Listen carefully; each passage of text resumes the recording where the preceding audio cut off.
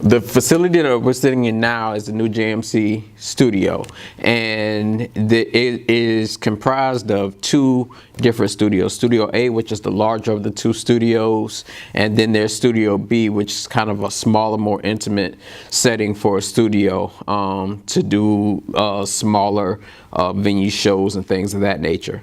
Studio A and Studio B can all be seen through a big viewing glass, which leads into the control room, which also is the instructional space where there are 20 seats for students. This is a huge upgrade from our former studio, which there was no instructional space and very hard to teach and conduct the class in the space that we had available.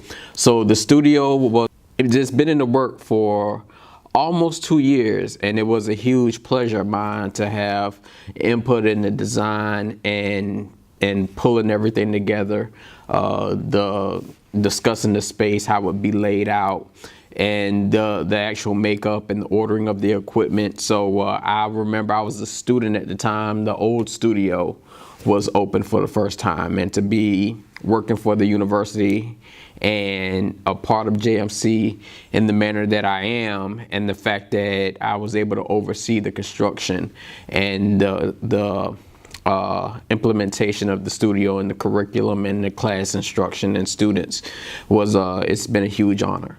So that being said, the JMC Studio is powered by two TriCasters, which is state-of-the-art equipment that acts as what we call the switcher that controls all programming, what goes on and off the air. There's a third one housed in the control room, and that is the one that controls our on-campus closed-circuit television station, WSSU TV, channel 95, and the hub for that is ran out of the Tigers Roar office. So essentially, it's adopted the name Tigers Roar TV. That being said, the equipment is state of the art.